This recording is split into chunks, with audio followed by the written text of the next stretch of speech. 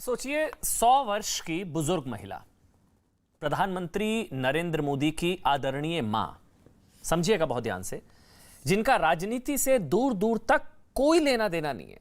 प्रधानमंत्री नरेंद्र मोदी की आदरणीय मां, 100 वर्ष की बुजुर्ग महिला, जिनका राजनीति से कोई लेना देना नहीं है, जिन्हें गुजरात की राजनीति से जिनका कोई संबंध नहीं है, उन हीराबा के लिए असभ्य, अभद्र, अमर्यादित, अपमानजनक, ओछी टिप्पणी। 100 वर्ष की एक बुजुर्ग को मतलब नीच किस्म की राजनीति में घसीट दिया गया। राजनीति बदलने का दावा था, उन्हें लेकर इतना गिरा हुआ बयान, आपको भरोसा नहीं होगा। पहले आप खुद सुनिए और खुद तय कीजिए कि ये किस तरह की राजनीति है। वो बयान को बहुत ध्यान से सुनिएगा, फिर आप एहसास करेंगे कि राजनीति का स्तर, राजनीतिक शुचिता और राजनीतिक मर्यादा का स्तर कहां तक गिर चुका है। सुनिए आप। नरेंद्र मोदी ની સભાનો ખર્ચો કેમ નથી માંગતા તમે? નો માણસ એનો ખર્ચો માંગો અને હીરાબા આવીને પાછા નાટકો કરે। આપણને બોલતા શરમ આવે એટલી મોટી ઉંમરના વ્યક્તિ વિશે, પણ એ લોકો નથી શરમાતા। 70 વર્ષનો મોદી થવા આવ્યો, હીરાબા પોતે 100 એ પહોંચવા આવશે, તોય મારા બેટા બે માંથી એક નાટકો બંધ કરતા નથી।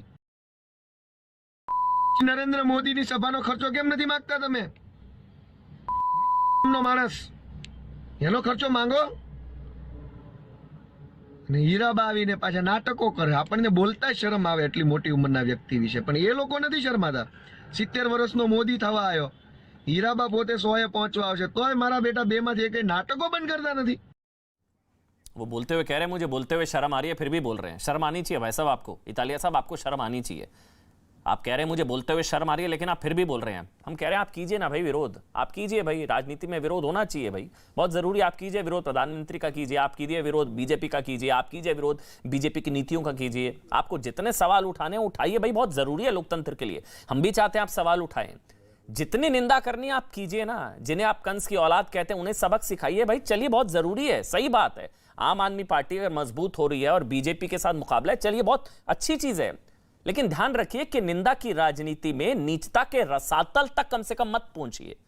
क्या ये नफरत की राजनीति नहीं है कि आप प्रधानमंत्री नरेंद्र मोदी की मां 100 वर्षीय हीराबा को भी आप घसीट रहे हैं और फिर उन पर टिप्पणी कर रहे हैं, कह रहे हैं मुझे शर्म आ रही है, लेकिन आप बोल भी रहे हैं, आपको आनी चाहिए शर्म।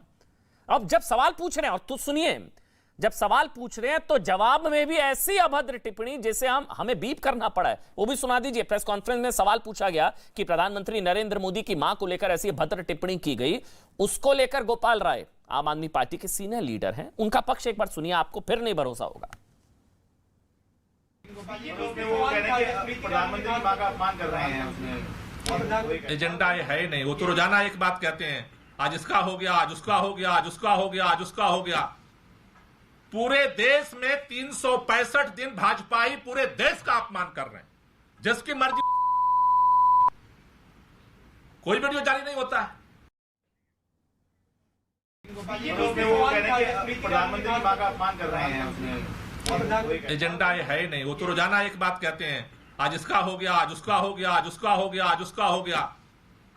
पूरे देश में 365 दिन भाजपाई पूरे देश का अपमान कर रहे हैं, जिसकी मर्जी। कोई वीडियो जारी नहीं होता है। देखिए, आम आदमी पार्टी की तरफ से कहा जा रहा था कि यह बयान इटालिया साहब का तब का है जब वो आम आदमी पार्टी में नहीं थे। तो जब बयान पर सवाल पूछा तो कहा जा सकता था कि अशोभनीय बयान है, गलत बयान है। कोई टिप्पणी नहीं की गलत बयान है ऐसा, बल्कि उल्टा अभद्र टिप्पणी की गई। इसलिए बीजेपी सवाल उठा रही है कि प्रधानमंत्री के खिलाफ असभ्य टिप्पणी, प्रधानमंत्री की मां के खिलाफ अभद्र टिप्पणी क्या बिना केजरीवाल की मर्जी के हो सकती है? बीजेपी कह रही है कि केजरीवाल के इशारे पर यह सब कुछ हो रहा है। सवाल यह भी, क्या स्वच्छ राजनीति का दावा करने वाली आम आदमी पार्टी ऐसे असभ्य और अभद्र बयानों के साथ है? स्मृति ईरानी भी आज सामने है, प्रेस कॉन्फ्रेंस उन्होंने की और उनकी तरफ से भी कहा गया कि गुस्सा उनको नहीं, गुजरात के लोगों को आ रहा है। आज गुजरात के लोगों में गुस्सा है और गुजरात की जनता जवाब देगी। डिबेट करते हैं। शहजाद पूनावाला यहां पर मेरे साथ स्टूडियो में है। शहजाद पूनावाला भारतीय जनता पार्टी का पक्ष रखेंगे। शहजाद भाई, बहुत बहुत स्वागत। अजय आलोक आपको नजर आ रहे हैं, अजय भाई बहुत बहुत स्वागत। रवि श्रीवास्तव है, पॉलिटिकल एनालिस्ट। रवि जी आपका बहुत बहुत स्वागत। और जेडीयू से राजीव रंजन जी हैं। राजीव भाई आपका बहुत बहुत स्वागत। लेकिन शहजाद पक्ष ये आ रहा है, ये वीडियो बहुत ही मतलब हमें बीप करके हम नहीं सुना सकते हैं वो जिस तरह की टिप्पणी प्रधानमंत्री नरेंद्र मोदी की मां के लिए। आम आदमी पार्टी जो कह रही है, मैं वो पढ़ूंगा, आप उसका जवाब दीजिएगा। आम आदमी पार्टी कह रही है ये तब का वीडियो है जब वो आम आदमी पार्टी में नहीं थे। शहजाद, इसका मतलब यह है कि पुष्टि कर रहे हैं कि इस वीडियो को देखकर आम आदमी पार्टी और अरविंद केजरीवाल ने खास दावत दी और गोपाल इटालिया को सदस्य बनाया, क्योंकि उनके संज्ञान में तो सारी बातें रहती है। और देखिए, मैं आपको बताऊं, सर्वे में जब से मिली है गुजरात से लात, तब से शुरू हो चुकी है आम आदमी पार्टी की गंदी बात। पर अफसोस की बात यह है कि अरविंद केजरीवाल का हाथ ऐसे गोपाल इटालिया के साथ है। कौन है गोपाल इटालिया? ये वही गोपाल इटालिया है जिसने आज नरेंद्र मोदी जी की मां को, जो 100 वर्षीय एक महिला है, गुजरात की एक बुजुर्ग महिला है, उनको भी राजनीति में घसीटकर नौटंकीबाज कहा है। ये तो हम अपने घोर विरोधियों के लिए भी नहीं करते इस प्रकार की भाषा का इस्तेमाल। और फिर उसको जायज ठहराने के लिए गोपाल राय कहते हैं, मां बहन करते हैं, मां बहन की जब भाषा इस्तेमाल करते हैं। ये गोपाल इटालिया वही व्यक्ति है जिसने मंदिर और कथा के विषय में क्या कहा है कि शोषण का अड्डा है। ये वही गोपाल इटालिया है जो कहता है हिंदू समाज के लोग जो कथा में जाते हैं वो डैश डैश होते हैं। और इसके पहले आपने देखा होगा कि राजेंद्र पाल ने भी हिंदू विरोधी कैसी बातें की थी। ताहिर हुसैन जिसने हिंदू दंगों का मास्टरमाइंड था, उसको भी बचाने का काम आम आदमी पार्टी ने किया। इसका मतलब यह है कि ये सारी चीजें जो हो रही है ये सहयोग नहीं है, ये सोचा समझा वोट बैंक का प्रयोग है। क्योंकि चलानी है वोट बैंक की दुकान, इसलिए करो हिंदुओं का, गुजरातियों का, भारत माता का और प्रधानमंत्री का अपमान, ताकि चले वोट बैंक की दुकान। ये पूरा सिलसिला है। प्रधानमंत्री नरेंद्र मोदी की आदरणीय 100 वर्षीय बुजुर्ग महिला, उनका अपमान करने से कौन सा वोट बैंक सधेगा? मैं आपको बता रहा हूं, आप याद कीजिए, कांग्रेस पार्टी जो आजकल चुनाव का पूरा काम इन्होंने आम आदमी पार्टी को आउटसोर्स किया है, ये कांग्रेस की तो भाषा है। और दोनों में कितनी समानता आप देखिए ना। दोनों ने हिंदुओं को गाली देने का काम किया, दोनों ने हिंदुओं का विरोध करने का काम किया। एक ने हिंदू आतंक कहा तो दूसरे ने कहा श्री राम एग्जिस्ट नहीं करते तो विष्णु ब्रह्मा महेश एग्जिस्ट नहीं करते, दूसरे ने कहा। दोनों ने मिलकर पाकिस्तान परस्ती की, दोनों ने सर्जिकल स्ट्राइक पर सवाल और सबूत मांगे, दोनों ने बालाकोट पर सबूत मांगे, दोनों ने बाटला हाउस पर जो है बोला कि ये गलत हुआ, बाटला हाउस में आतंकियों का इनकाउंटर। दोनों की ही हूबहू सेम राजनीति है जिसमें कि दोनों ने मिलकर नीच भी कहा, चाहे वो मणिशंकर अय्यर हो, चाहे वो आम आदमी पार्टी के नेता हो। और आज दोनों ने मिलकर जिस प्रकार से, एक बार याद है जब प्रधानमंत्री मोदी अपनी मां से मिलने गए थे तो ये कांग्रेस पार्टी थी जिसने उसको ड्रामा बुलाया था। यानी कि एक 100 वर्षीय महिला अपने बेटे से मिलती है तो वो ड्रामा बन जाता है, और जब खुद राहुल गांधी अपनी मां के लेस बांधते हैं तब वो बहुत अच्छा बेटा कहलाता है। तो ये जो नैरेटिव शुरू किया ये कांग्रेस ने शुरू किया। अब आम आदमी पार्टी को कांग्रेस पार्टी ने अपना पूरा जो काम है आउटसोर्स कर दिया है। इसीलिए मैं कह रहा हूं कि आज आम आदमी पार्टी कांग्रेस की जगह ले रही है। और ये केजरीवाल, अगर केजरीवाल इसके मास्टरमाइंड नहीं है तो बताइए मुझे कि अभी तक उन्होंने क्या कार्रवाई की? गोपाल इटालिया को बचा रहे हैं। रवि जी, इटालिया पर एक्शन होना चाहिए, क्योंकि इनको तो शायद ये जो बयान है, इतनी भद्दी ओछी टिप्पणी, वो तो आप भी नहीं बचाएंगे, मैं जानता हूं, कोई भी नहीं बचा सकता ऐसे बयान को लेकर जो प्रधानमंत्री नरेंद्र मोदी की मां को लेकर टिप्पणी की गई है। सवाल मेरा ये है आपसे, बतौर राजनीतिक विश्लेषक, क्या इटालिया पर एक्शन आम आदमी पार्टी को तुरंत लेना चाहिए? अगर आम आदमी पार्टी इन बयानों के पीछे नहीं है तो? रवि जी, देखिए, प्रजातंत्र में जो चुनाव होते हैं वो मुद्दों पर होने चाहिए। अगर ये कहते हैं कि ये वीडियो पुराना है तो पहली बात तो उसकी जांच होनी चाहिए, क्योंकि वो वीडियो मुझे डॉक्टर लगता है। दूसरा, अगर वीडियो पुराना है तो उसको आज निकालने की जरूरत क्यों पड़ी? और एनसीडब्ल्यू की जो अध्यक्ष है उनको वो अब क्यों दिखाई दिया?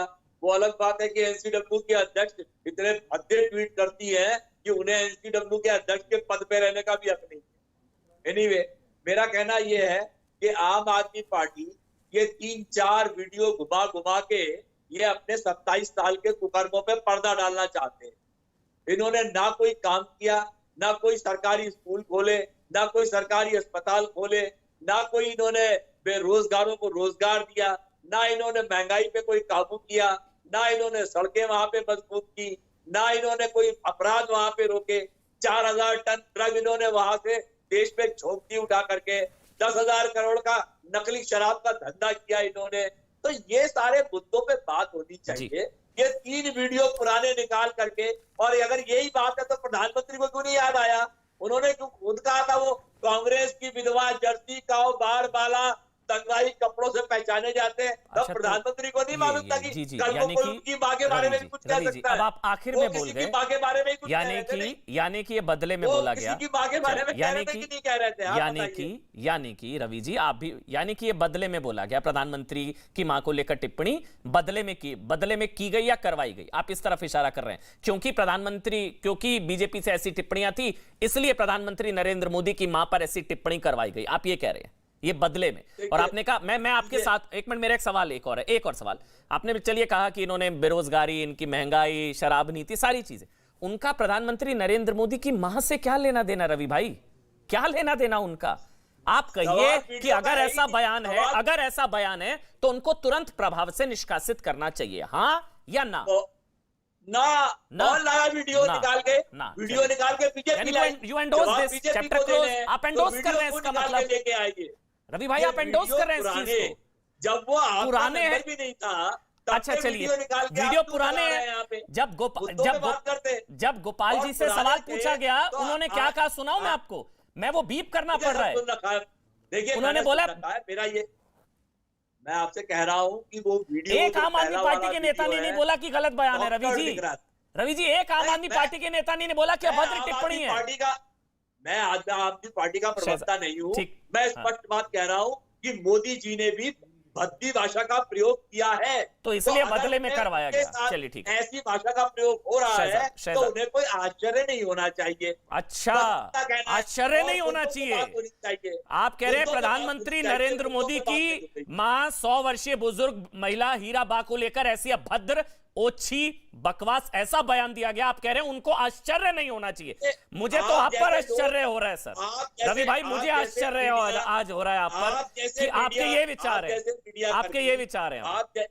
आप जैसे मीडिया कर्मी इसका मुद्दा बना रहे हैं, जो मुद्दा है मुद्दा क्योंकि भाजपा वाले 365 शहजाद बोलिए, फिर मैं हर्षवर्धन त्रिपाठी, अजय आलोक जी और राजीव रंजन जी में आ रहा हूं। पहले शहजाद, फिर राजीव रंजन, पहले शहजाद। यही है इनके बदलाव की राजनीति। मतलब किसी की मां पर ऐसी आपत्तिजनक टिप्पणी, गुजरात में कोई मुद्दा नहीं है और गुजराती कोई गुस्सा नहीं है, कोई मुद्दा नहीं है। ये देखिए, यही फिर राजीव रंजन जी आ रहा हूं। यही है इनके बदलाव की राजनीति। देखिए रवि भाई, झूठ बोलते बोलते कितने झूठ बोलेंगे। देखिए, पहले इन्होंने कहा कि ये तो पुराना वीडियो है, फिर कहते हैं डॉक्टर्ड वीडियो। यदि ये डॉक्टर्ड वीडियो है तो मुझे बताइए कि इतने वर्षों से ये डॉक्टर्ड वीडियो है और इतनी बड़ी बात बोली गई है किसी की मां के विषय में, और अगर आपके मन में ऐसी बात नहीं है तो आप तो तुरंत उस पर केस करते हैं। सर, एक एक करके रवि जी, एक एक करके रवि जी मेरी बात तो सुन लीजिए। रवि श्रीवास्तव एक एक करके बोलते हैं,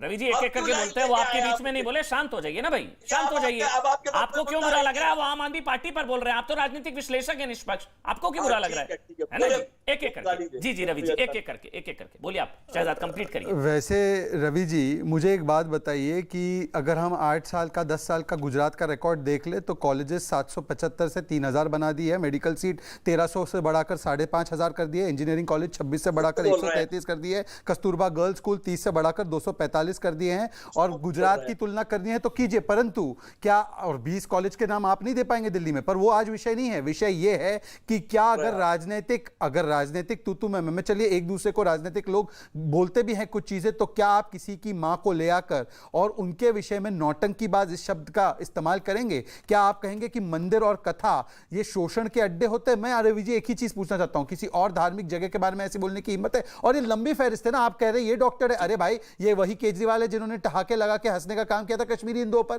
क्या उन्होंने नहीं कहा था कि राम मंदिर नहीं बनना चाहिए? ने बोला वहां मत जाइए। क्या मनीष सिसोदिया ने नहीं कहा था कि बिल्डिंग बना दो राम मंदिर की जगह पे? ये सारी बातें तो उन्होंने ही कही है। राजीव रंजन जी जेडीयू के प्रवक्ता हैं। राजीव जी एक मिनट, एक एक करके सर बोल लेते हैं, उनको भी समय देना सबको। फिर मैं अजय भाई आ रहा हूं और हर्षवर्धन त्रिपाठी जा रहा हूं। राजीव रंजन जी, आपका पक्ष, क्योंकि एक ललन सिंह जी का भी एक स्टेटमेंट आया है, चाय वाला ढोंगी, आप कहें तो मैं सुना दूंगा, वैसे आपके पास होगा, आपने सुना होगा। इस तरह की टिप्पणी करने से क्या फायदा होता है राजीव जी? देखिए, मुझे ऐसा लगता है ये एनडीए के नेताओं की बदजुबानी का जो कीर्तिमान है, उसके मुकाबले चाय वाला ढोंगी कहना, इसमें कोई असंसदीय वाक्य तो नहीं मुझे लगता है। पहली बार, बिहार के डीएनए को नरेंद्र मोदी जी ने सार्वजनिक सभा में गाली। अब आप कहेंगे उसके बाद फिर से अलायंस में क्यों आप चले आए, तो मैं तो ये कहूंगा कि फिर नरेंद्र मोदी जी खराब डीएनए वाले के साथ क्यों चले आए। देखिए, ये सवाल नहीं, राजनीति में विमर्श अगर नीचे गिरा है तो देश की सबसे बड़ी पार्टी भारतीय जनता पार्टी है, जो विश्व की सबसे बड़ी पार्टी होने का दावा करती है। उनके तरफ से क्यों नहीं राजनेताओं के लिए एक आचार संहिता की बात आप करते हैं कि पहले अपने नेताओं को बदजुबानी करने से मना करेंगे, फिर दूसरों से भी अपेक्षा करेंगे कि वो ऐसी बातें नहीं करें। मुझे नहीं लगता है कि बगैर किसी के खिलाफ अपशब्द और बदजुबानी करने के भी एक बड़ी बातें कही जा सकती हैं या नहीं कही जा सकती हैं। शालीनता के साथ बहुत ही कठोर आरोप लगाए जा सकते हैं, जिनमें शब्दों के चयन में सावधानी बरतकर आप बड़ी बड़ी बातें कह सकते हैं। लेकिन इसके लिए मुझे लगता है रामजादे से लेकर के एक लंबी फहरिस्त है। और अमन चोपड़ा जी, मैं समझता हूं आज आप हम सब मर्माहत हैं कि राजनीति का ये असर इतना गिरा है कि कोई राजनेता देश के प्रधानमंत्री की मां के बारे में भी कुछ कह सकता है। मुझे ऐसा लगता है ये कोई एक समय तो आए जब लोगों को लगे कि हमने जो रोपा है तो अच्छे फल की उम्मीद हम कैसे करें। ये भाजपा के नेताओं को भी देखना होगा और दूसरे दलों में, चाहे वो आप पार्टी हो, हमारा दल हो या कोई और दल हो, विमर्श की भाषा को लेकर के संयत टिप्पणियां करना राजनेताओं के लिए बेहद आवश्यक, इसलिए कि आपको लोग रोल मॉडल मानते हैं। अब कितने दिनों तक मान पाएंगे इस तरह के विमर्श के गिरते स्तर के बाद, ये कहना बहुत ही मुश्किल। राजीव जी, लेकिन इसमें एक दिलचस्प होता है, कहते हैं charity starts from your own, मतलब अपने घर से ही शुरुआत होनी चाहिए। तो आप ही शुरुआत कर दीजिए पहल। आप बोलिए ललन सिंह ने जो कहा गलत कहा, आप ही शुरुआत करिए, एक उदाहरण पेश करिए। मैंने तो कहा कि उसमें कोई गलत शब्द है ही नहीं। चाय वाला पूरी बात नहीं, चाय वाला ढोंगी कोई गलत नहीं है। क्या कहा आपको?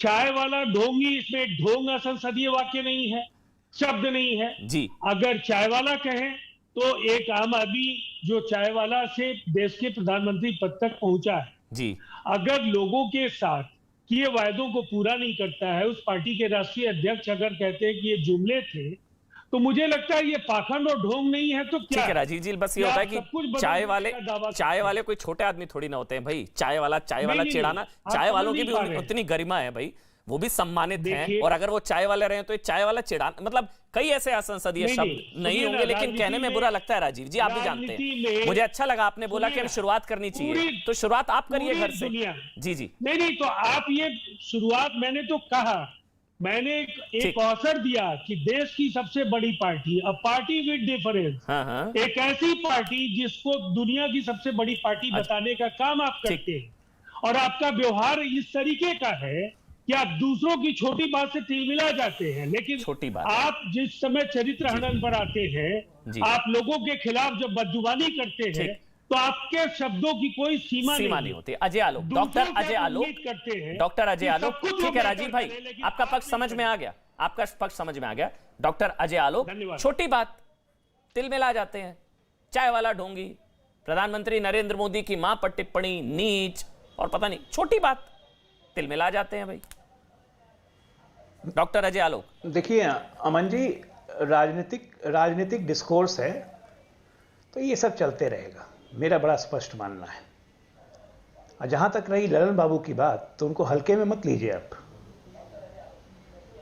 वो जो भी कहते हैं बड़ा सोच समझ के कहते हैं। और एक बात जानिए, ललन बाबू जल्दी किसी के हाथ लगने वाले जीव नहीं है, ये वही ललन सिंह हैं। इतिहास गवाह है जेडीयू में, राजीव जी भी जानते हैं। नीतीश जी के दांत गिनाते गिनाते आज पार्टी के राष्ट्रीय अध्यक्ष हैं। वो आसान काम नहीं है जेडीयू में, इसलिए आज बोल रहे हैं, कल तारीफ करने लगे, मुझे इसमें भी आश्चर्य नहीं होगा। तो ये राजनीतिक वक्त का फेर है। जहां तक रही गोपाल इटालिया की बात, तो जब नाम में इटली और रोम के संस्कार हैं, तो अयोध्या की मर्यादा क्यों एक्सपेक्ट कर रहे हैं उनसे? एक्सपेक्ट करने का कोई मतलब ही नहीं है ना, तो बोलेंगे, मुस्कुरा रहे हैं क्योंकि उनको एक पर्टिकुलर वोट सेक्शन को एड्रेस करना है। जी जी, वो तो पर्टिकुलर वोट सेक्शन को एड्रेस करना है ना उनको। जी जी, आप देखिए, राजनीतिक डिस्कोर्स का मतलब अमन जी आज समझना बहुत जरूरी है, 4 अक्षरों से बना है, र ज न त, राजनीति। देश की जनता बड़ी निराश हो गई थी 2014 में, और जब केजरीवाल और मोदी इस राजनीतिक पटल पे उगे, तो ये र ज न त को लोग समझते थे कि राम जीवी नवीन नीति, इसके तहत देश चलेगा। इसी उम्मीद के साथ मोदी जी को भी प्रचंड बहुमत मिला, केजरीवाल जी को भी पहली बार नहीं कांग्रेस के साथ सरकार बनाई, लेकिन दूसरी बार उनको भी प्रचंड बहुत में मौत मिला, क्योंकि लगा कि रामजीवी और नवीन नीति के साथ बढ़ेंगे। अभी क्या से क्या हो गया 8 साल में, देखते देखते कि आजकल राक्षस नीति और न अतः नष्ट नीति इस पे चलने लगे। तो देखिए कितना डिस्कोर्स में अंतर होता है। ठीक सर। और ये डिस्कोर्स और कोई नहीं, जनता ही रिफ्लेक्ट करती है हर चुनाव में, चाहे आम आदमी पार्टी हिमाचल, गुजरात, गोवा, जितने जैसे हश्र, एक पंजाब को छोड़ दीजिए तो बाकी जो हश्र हैं आम आदमी पार्टी के, वो दिखाता है कि कौन राक्षस जीवी और नष्ट नीति पे चल रहा है और कौन आज भी रामजीवी और नवीन नीति पे चल रहा है। देश की जनता को चुनना है और ये पॉलिटिकल डिस्कोर्स चलते रहेगा। हर्षवर्धन त्रिपाठी जी, प्रधानमंत्री नरेंद्र मोदी 2014 में प्रियंका वाड्रा ने कहा था नीच राजनीति, क्या हाल हुआ था। फिर 17 में मणिशंकर अय्यर ने कहा था क्या हाल हुआ था। अब इन्होंने कह दिया क्या हाल होगा, सबको पता है। मेरा सवाल ये है कि क्या ये इस प्रधानमंत्री नरेंद्र मोदी की मां पर अभद्र टिप्पणी भी क्या गुजरात में वोट मिल जाएगा क्या? या मैं एक लाइन में कहूं कि ये संभवतः गुजरात में आम आदमी पार्टी की सबसे बड़ी गलती, आम आदमी पार्टी ने सबसे बड़ी गलती कर दी है हीरा बा पर अभद्र टिप्पणी करके, उनके अध्यक्ष ने। अगर मैं ये कहूं तो हर्षवर्धन त्रिपाठी, फिर शहजाद। देखिए, निश्चित तौर पर अमन जी, अभी संयोग से मैं आपके साथ जुड़ा हुआ हूं तो अहमदाबाद से ही जुड़ा हुआ हूं। अच्छा। और यहाँ एक बात बहुत स्पष्ट है लोगों के मन में। पहले तो मैं ये स्वीकार करता हूं कि दिल्ली से बैठकर जो मुझे कम दिख रहा था, यहाँ पर ये साफ है कि आम आदमी पार्टी अपना बज़ क्रिएट करने में कामयाब हुई है।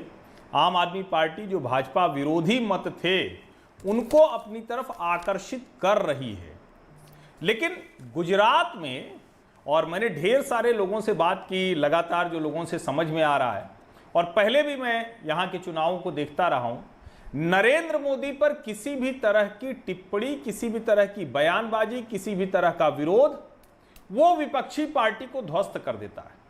आप अगर ये कहेंगे कि भारतीय जनता पार्टी में ये कमियां हैं, ये सरकार इस तरह से नहीं काम कर पाई है, इस सरकार का विकल्प होना चाहिए, 27 वर्ष हो गए, तो शायद गुजरात में कुछ लोगों को लगेगा कि ठीक है भाई 3 दशक होने जा रहे हैं, चलिए कुछ देखते हैं, कुछ नया प्रयोग करेंगे। लेकिन अगर आप गुजरात में आकर ये कह रहे हैं कि नरेंद्र मोदी नीच राजनीति करते हैं, आप कहेंगे कि उनकी मां नाटकबाज है, तो आप यकीन मानिए आपने अपने पैर पर कुल्हाड़ी मार ली है आम आदमी पार्टी को। और नए पुराने वीडियो से कुछ नहीं होता है। कम्युनिस्ट प्रोपेगेंडा के तहत चलने वाले गोपाल इटालिया, जो उसी गठजोड़ का हिस्सा हैं जो इस देश में एंटी सीए प्रोटेस्ट का हिस्सा रहा, जो इस देश में हर उस बात को जो भारत की संस्कृति के साथ, हिंदू के साथ जुड़ती है, उसका विरोध करता रहा है। ये एंटी हिंदू प्रोपेगेंडा का चेहरा है और इसीलिए वो नरेंद्र मोदी को और उनकी मां को जो बोल रहे हैं उसका परिणाम। अच्छा, एक बड़ी खबर आ रही है, हर्षवर्धन जी 1 मिनट रोक रहा हूं। ताहिर हुसैन पर आरोप तय हो गए हैं, ये बड़ी खबर आ रही है। आम आदमी पार्टी के पूर्व पार्षद ताहिर हुसैन पर आरोप तय दिल्ली दंगा केस में, और एडिशनल जज ने कहा है कि ताहिर के यहां इकट्ठा हुई हथियारबंद भीड़ का मकसद हिंदुओं को टारगेट करना था। यह एडिशनल जज की टिप्पणी है, यह बहुत बड़ी खबर है। ताहिर हुसैन आम आदमी पार्टी के पूर्व पार्षद, और पेट्रोल बम इकट्ठे किए गए, यह एडिशनल जज ने कहा। यह बहुत बड़ी खबर है। दंगों को लेकर दिल्ली दंगा केस में नंबर 1 खबर यह है कि आम आदमी पार्टी के पूर्व पार्षद ताहिर हुसैन पर आरोप तय हो गए हैं। यह सब गुजरात चुनावों के दौरान हो रहा है, समझिए इस चीज को। सबसे बड़ी खबर यह। दूसरी बड़ी खबर, एडिशनल जज ने कहा है कि ताहिर हुसैन आम आदमी पार्टी के पूर्व पार्षद के यहां से इकट्ठा हुई हथियारबंद भीड़ का मकसद हिंदुओं को टारगेट करना था। पेट्रोल बम इकट्ठा किए गए। शहजाद, एक टिप्पणी जल्दी से, ब्रेक पर जाने से पहले एक टिप्पणी आपकी। ये ताहिर हुसैन को तो लगातार बचाया गया। देखिए, ये अमानतुल्लाह खान, संजय सिंह, अरविंद केजरीवाल, सब लोगों ने आम आदमी पार्टी के इस नेता को बचाने का काम किया। और ये तो एक और प्रमाण कि हिंदुओं को टारगेट करना, हिंदुओं का अपमान, यही है आम आदमी पार्टी की पहचान। और इसका मिल गया एक और प्रमाण, चाहे वो मंदिर का विरोध करना हो, चाहे वो स्वस्तिक के चिन्ह का मजाक उड़ाना हो, हिंदू कश्मीरियों का मजाक उड़ाना हो, या जो हिंदू विरोधी दंगे हुए जिसका मास्टरमाइंड ताहिर हुसैन था, उसके बचाव में उतरना हो। ये कोई सोचा समझा एक प्रयोग ही लगता है, ये कोई सहयोग नहीं है। वोट बैंक की मिले ताली, इसलिए हिंदुओं को टारगेट करो और दो गाली। एडिशनल जज ने कह दिया भाई हथियारबंद भीड़ का मकसद हिंदुओं को टारगेट करना था, पेट्रोल बम इकट्ठे किए गए थे। आम आदमी पार्टी के पूर्व पार्षद ताहिर हुसैन को लेकर दिल्ली दंगा केस में खड़का डूमा कोर्ट ने आरोप तय कर दिया। छोटा सा ब्रेक ले रहा हूं, ब्रेक के बाद आ जाऊंगा। छोटा सा ब्रेक। यूपी यूपी में अवैध मदरसों पर बुलडोजर चलेगा।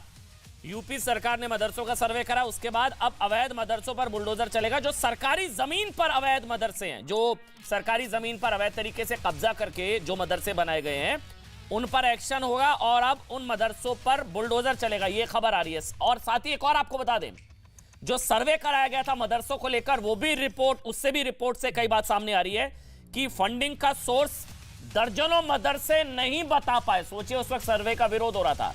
अब जो खबर आ रही है कि कई मदरसे, दर्जनों मदरसे फंडिंग का सोर्स नहीं बता पाए। जो सर्वे में सवाल थे, उसमें एक सवाल था, पैसे कहां से आ रहे हैं, फंडिंग कहां से हो रही है मदरसों को।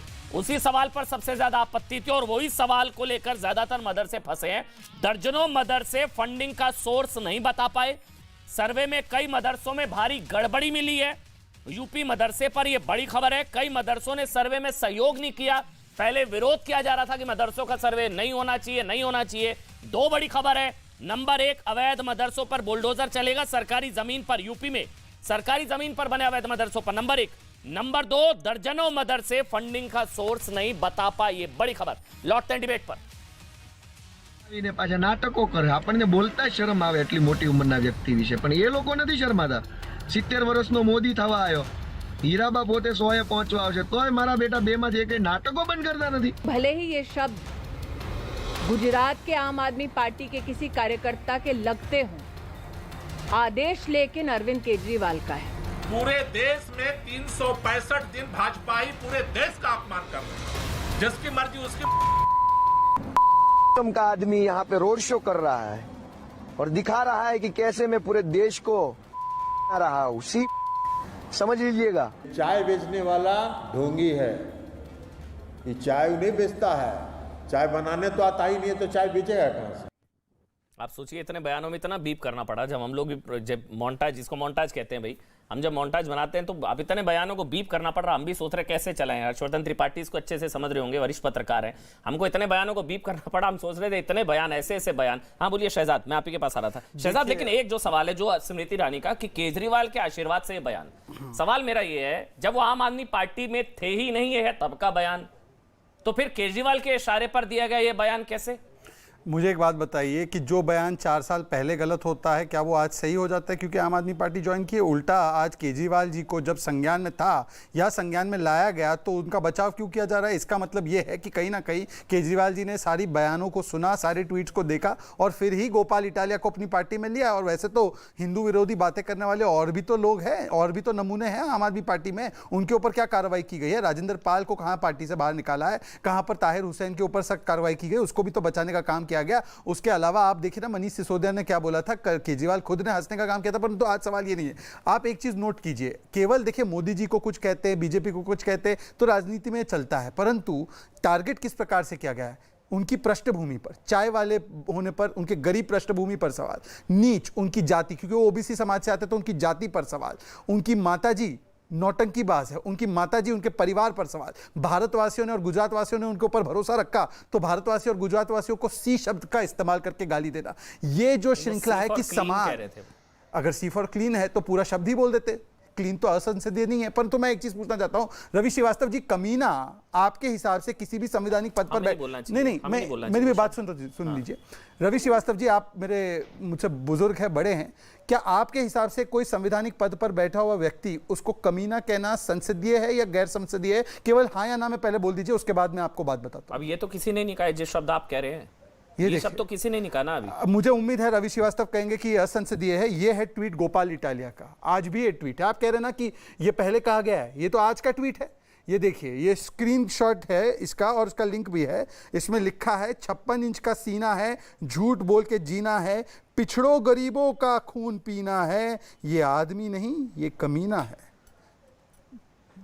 ये देखिए, ये अब कब का ट्वीट है?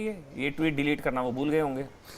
ये देखिए, ये ट्वीट है 2019 का, मतलब जब प्रधानमंत्री अभी मॉफ्ड भी हो सकता है, अभी क्या पता। नहीं, उसकी लिंक है, मैं आपको लिंक खोल के दिखा सकता हूँ। ट्वीट, हाँ, इसकी लिंक है, मैं आपको फोन पे खोल के दिखा सकता हूँ। ये ट्वीट अभी भी है और ये मैं आपको फोन पे खोल के दिखा रहा हूँ ट्वीट।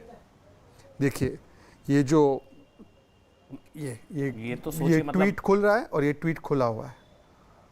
ये ट्वीट मैंने खोला है अपने फोन पे, ये ट्वीट है, ये आज भी लाइव ट्वीट है गोपाल इटालिया के हैंडल पे। उसके नीचे सारे कमेंट्स, ये आज भी ट्वीट है। तो आज मैं अब पूछना चाहता हूँ, ये ट्वीट अब भी है, मतलब कि केजरीवाल ने क्या होता है रवि जी, हमेशा भाई हो सकता है ये पुराने हैं मैं मानता हूं, लेकिन आम आदमी पार्टी तो नई तरह की राजनीति और हमेशा बैकग्राउंड चेक, हमेशा शब्द का इस्तेमाल किया जाता है कि बैकग्राउंड चेक मैंने करा लिया है। तो इनका नहीं कराया था क्या? इतनी शर्मिंदगी झेलनी पड़ रही है आप लोगों को, मतलब आम आदमी पार्टी को, आपको नहीं, आम आदमी पार्टी को। तो बैकग्राउंड चेक नहीं कराया था, नंबर 1। कराया था तो क्या जानबूझकर इनाम दिया गया? जैसे इमरान मसूद ने बोला मैं मोदी की बोटी बोटी कर दूंगा, उनको इनाम दे दिया था कांग्रेस पार्टी ने, उपाध्यक्ष बना दिया था यूपी कांग्रेस का, याद है ना? इमरान मसूद पीएम की बोटी बोटी कर दूंगा, उनको इनाम, या तो इनाम दिया गया या पता नहीं था या बैकग्राउंड चेक नहीं कराया था। रवि भाई आपको क्या लगता है, क्या बैकग्राउंड चेक नहीं कराया था इनका? देखिए, बैकग्राउंड चेक तो बीजेपी में करवाया जाता है और उनको वहां की वॉशिंग मशीन में डाल के साफ किया जाता है। वो दिलीप घोष हो, नारायण राणे हो, तो जितने सारे अपराधी थे वो सब लाके धो के साफ करके उनको रखा जाता है वहां पे। ये होता है बैकग्राउंड चेक। दूसरी बात, कुछ एक मुद्दों पे बात हुई है, ये बार बार मित्र कह रहे हैं कि गोपाल इटालिया हिंदू विरोधी है। गोपाल इटालिया ने अपने महिलाओं को, जो उनके क्षेत्र रवि भाई की आप महिलाएं आगे बोलिए, हैं, बस आप इतना बोल दीजिए, शर्मनाक बयान। आप ही बोल दो बस। नहीं रवि भाई आप ही बोलिए, बस ये बोलिए शर्मनाक बयान है। जब आपको बीजेपी प्रवक्ता बोलता है तो आप तो नॉन स्टॉप सुनते जाते हो, जब हम बोलते हैं तो आपको तकलीफ होने लगती है। मेहरबानी करो भाई आप। शर्मनाक बयान तो कह सकते हैं रवि जी, शर्मनाक बयान तो कह अरे सकते हैं। क्या शर्मनाक बयान कहूंगा? ये बलात्कारी जनता पार्टी है, ये इनके बलात्कारी इनके पार्टी के अंदर रखे हुए लाइन से उठा करके। क्या उद्योग के लिए कहा उसने गोपाल इटालिया ने? ये बाबा राम रहीम कौन सी पार्टी का है? आसाराम कौन सी पार्टी का है? मोदी जी के गुरु है वो। नित्यानंद कौन सी पार्टी का है? चिन्मयानंद कौन सी पार्टी का है? जवाब दीजिए। आपकी उम्र का लिहाज करते हुए मैंने आपको कुछ बोला नहीं है, परंतु इस प्रकार की टिप्पणी यदि आप भारतीय जनता पार्टी के लिए, आपने अभी कहा नारायण राणे और एक मंत्री एक अपराधी है, आपके पास इसका कोई प्रमाण है क्या? दिलीप घोष के ऊपर आपने कहा कि वो अपराधी, वो सांसद है, आपके पास इसका कोई प्रमाण है क्या? आप कोर्ट के ऊपर आप अपने आप को कान्हा बोलते हैं, ताहिर हुसैन को बेचारा बोलते हैं, इशरत जहां को बिहार की बेटी बोलते हैं, और जो सांसद मंत्री है, जो प्रधानमंत्री है, जो पार्टी जिसको देश की जनता ने चुना है, उसको आप बलात्कारी पार्टी कहते हैं। रवि जी आपको गुस्सा क्यों आ रहा है? इटालिया से सवाल है, आपको गुस्सा क्यों आ रहा है रवि जी? मैंने कहा बहुत से लोग कहते हैं ये बलात्कारी जनता पार्टी है, ये मैं भी आपको एपी को लोग और अधिक पीओ भी कहते हैं, और अधिक प्रोपेगेंडा भी कहते हैं, और अधिक प्रपंच भी कहते हैं, और अधिक पाप भी कहते हैं। कहने के लिए बहुत सारे लोग बहुत कुछ कहते हैं। निकाल के आप क्या साबित करना चाहते हो? आप गुजरात की बात क्यों नहीं करते? गुजरात के मुद्दों की बात क्यों नहीं करते? अच्छा, तो माँ को गाली देकर गुजरात की मुद्दों की बात हो रही है? नहीं नहीं, किसी को नीच कहकर गुजरात की बात हो रही है। किसी को कहना कि मंदिर और कथा शोषण के अड्डे हैं, ये गुजरात की बात हो रही है। नहीं, किसी की माताश्री को, एक महिला, सम्मानित महिला को नौटंकी बाज कहना, ये गुजरात के विकास की बात हो रही है। किसको बचा आप दिल्ली में 20 कॉलेज के नाम बता दीजिए। रवि जी आप तो सम्मानित पॉलिटिकल लाइन, आप किसको बचा रहे हैं? गोवर्धन जड़ासिया जो आपके मंत्री हैं, उन्होंने ऑन कैमरा कहा है कि बीजेपी ने 1 लाख करोड़ का घोटाला किया है वहां पे। आपके नेता है बीजेपी के गोवर्धन जड़ासिया, और अभी भी पार्टी में यही कह देते ना गोपाल जी, यही कह देते, पर गोपाल जी ने मां को गाली दी, गोपाल जी ने ओबीसी समाज को गाली दी, गोपाल ने हिंदुओं को गाली दी, गोपाल ने भारतवासियों को गाली दी। आपने तो स्कैम की बात नहीं की। हो सकता है कि आपको अध्यक्ष बना देना चाहिए गुजरात का। रवि श्रीवास्तव जी आपको अध्यक्ष बना देना चाहिए भाई, आपको तो सारे स्कैम पता है। आपने विदेश भगा दिया, वो जनता का पैसा था, हमारी गाड़ी कमाई का पैसा था। मैं आगे बढ़ रहा हूँ रवि जी, मैंने बस इतना पूछा क्या रवि जी, बस मैं आप ही के पास आ रहा हूँ रवि जी, आप ही के पास आ रहा हूँ। नहीं आगे बढ़े। जी रवि जी, क्या आम आदमी पार्टी को नहीं पता होगा इटालिया के बारे में? क्या आम आदमी पार्टी नहीं पता होगा? ये पार्टी को सब, अगर पार्टी को नहीं तो इनको तो पता था ना, ये तो बोल देते ना, तभी एनसीडब्ल्यू में बुला लेते ना, इनको तो मालूम था।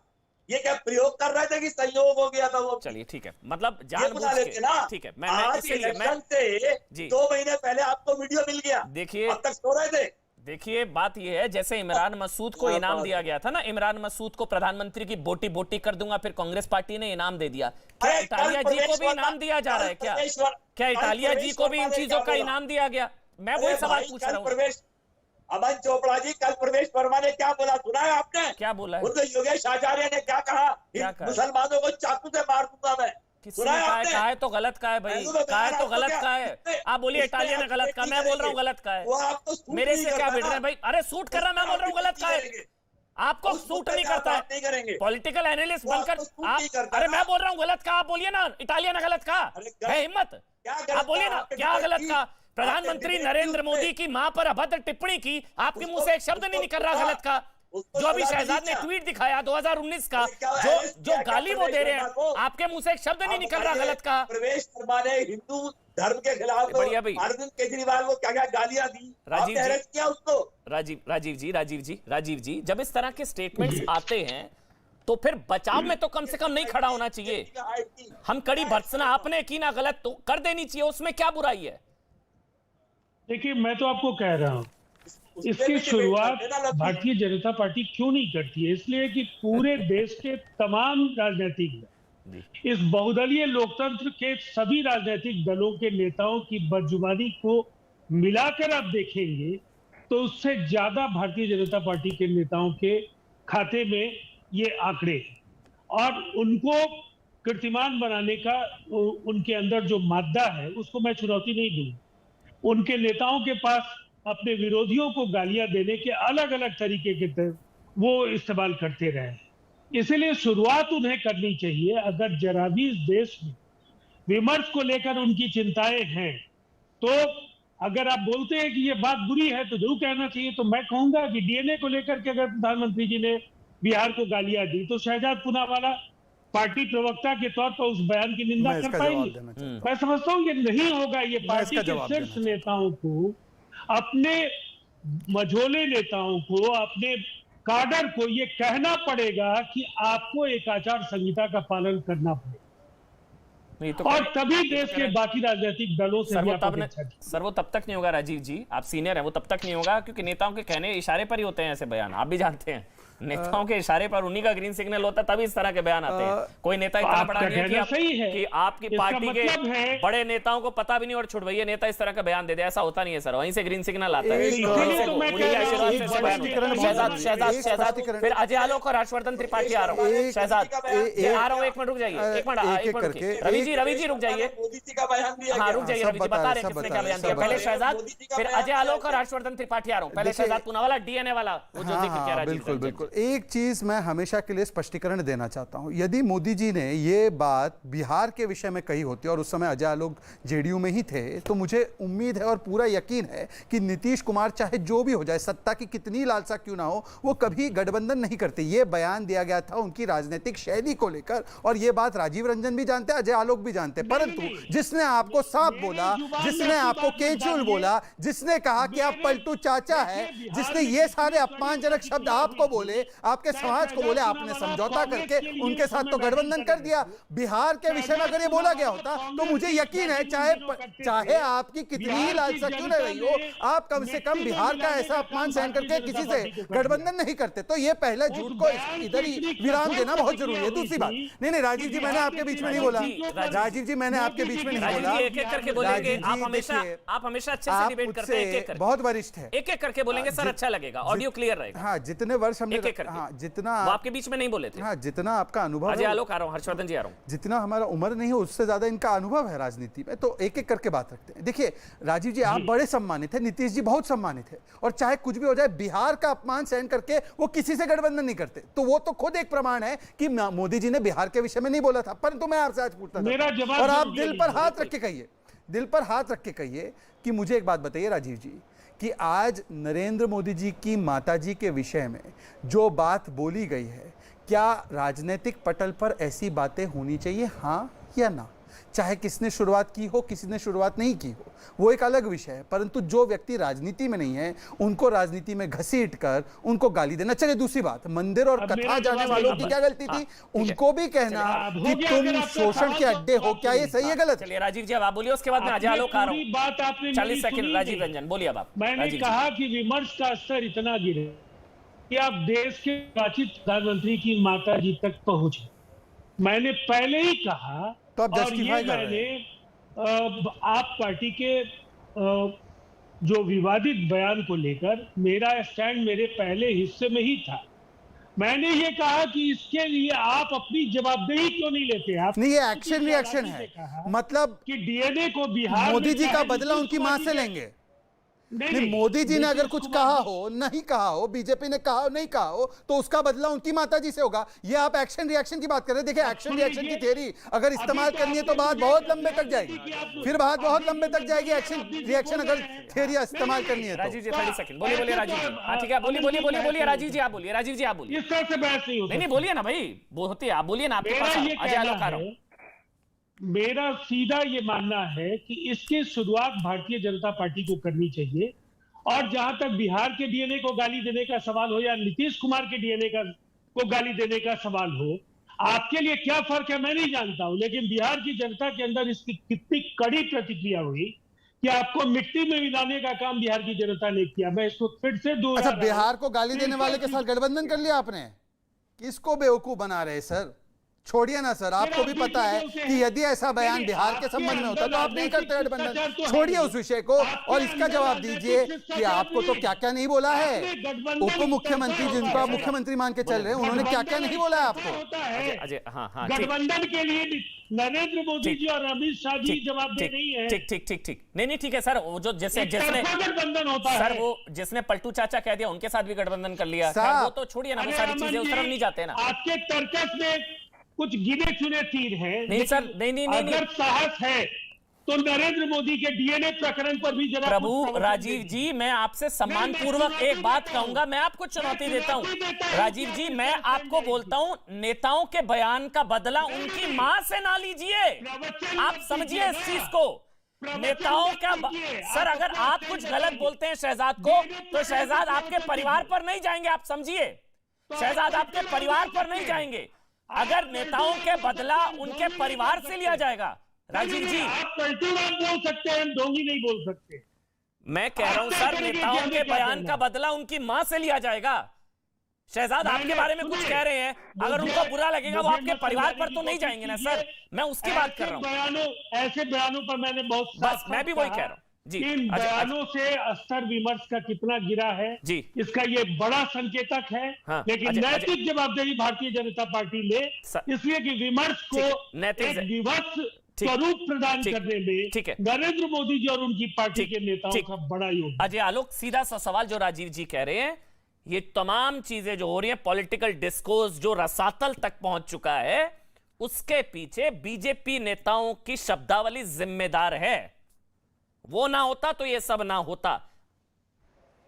अजय आलोक, फिर मैं हर्षवर्धन जी आ रहा हूं। भाई Aman ji, every action has equal and opposite reaction.